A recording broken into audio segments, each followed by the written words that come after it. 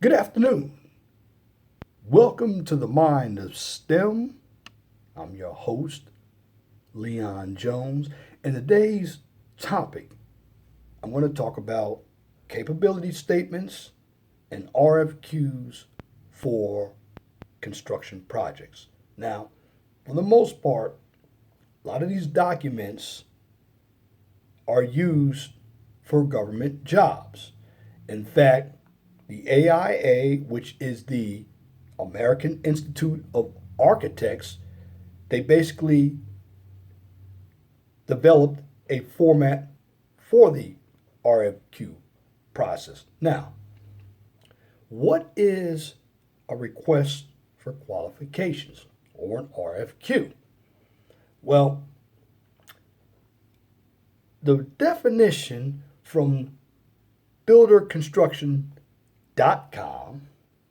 is an RFQ is a formal request on major projects to present a list of qualifications to the owner, architect, contractor, or whoever is soliciting a bid or project.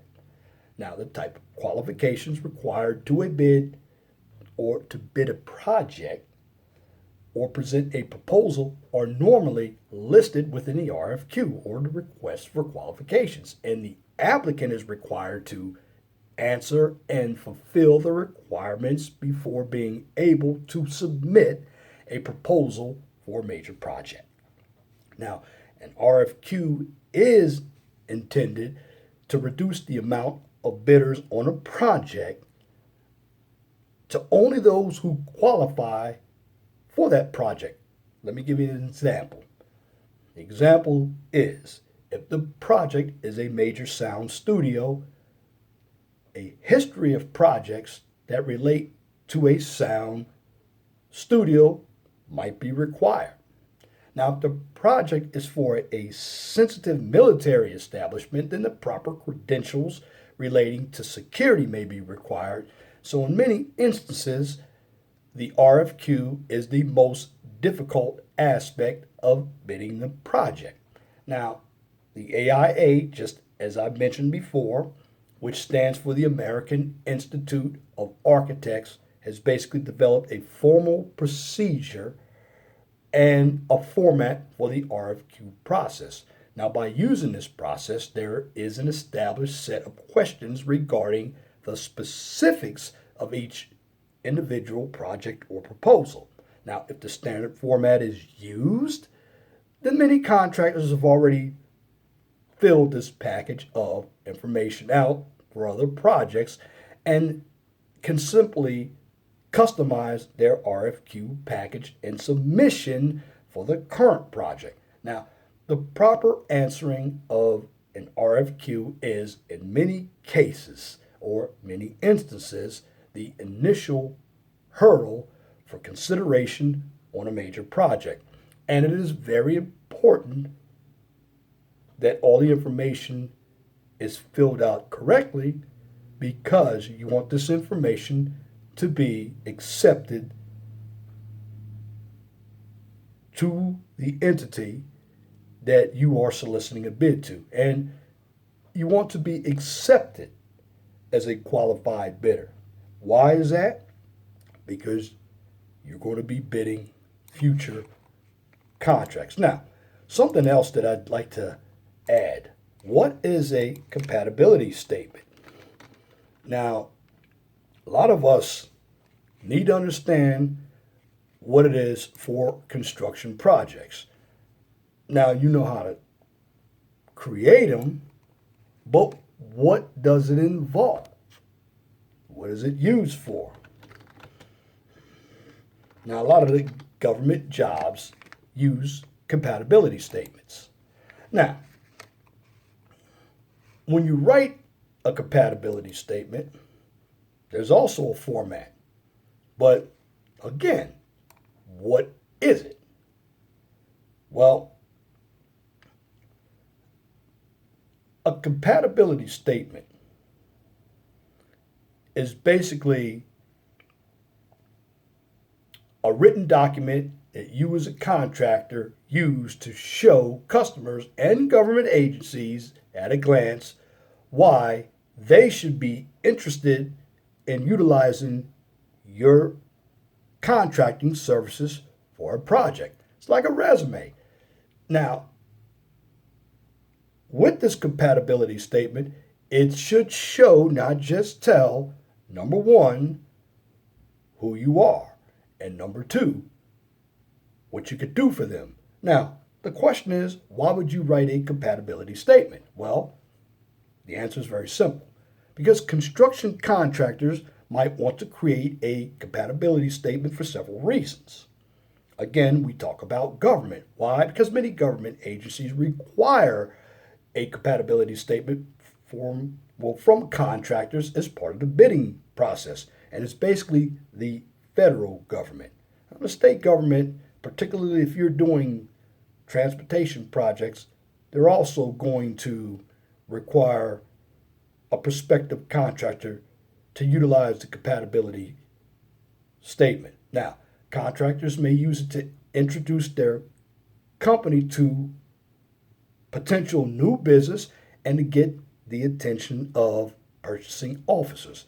So, a strong, attractive compatibility statement can also present a professional image and give an advantage over less prepared competitors. Now, what do you include in the compatibility statement?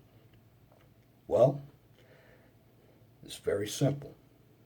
Because generally, a construction compatibility statement for your small business should be around 1 to 4 pages, depending on stated requirements. And these requirements include a concise introduction and profile of your construction company, your contractor's business core competencies, because you have to be competent with what you're doing. The government wants to know if you're going to be the right company for the job you want to do. Specific areas of experience and expertise relating to the projects. Any differentiators that set your company apart, including equipment and facilities, major customers, references, and completed projects. Profiles of your management and key personnel. Also, important contract information. Now, this might seem like a lot of information to include just a few pages. It is, but it pays to be concise and to the point, because you can imagine that most customers, they don't want to read 20 pages just to figure out whether you're right for the job. Actually, they won't like having to figure it out in a couple of poorly organized pages either. They just want to be shown that you are who you say you are and you are the contractor for the job that you are bidding for. So the goal is to make it easy for them to see how great you are. It's to your benefit if the information they want jumps right off the page. This happens if it's presented clearly and completely in an organized fashion. So with all that being said, I wanted to give you some information on how the RFQ process and the statement of capability work when it comes to bidding construction projects. There will be more information coming in the future, but stay tuned to this channel, The Mind of STEM, for more information. And if you like what I just presented, please comment, share, and subscribe. Now that's it for this video. Till next time, I want you to have a good day. Once again, my name is Leon Jones.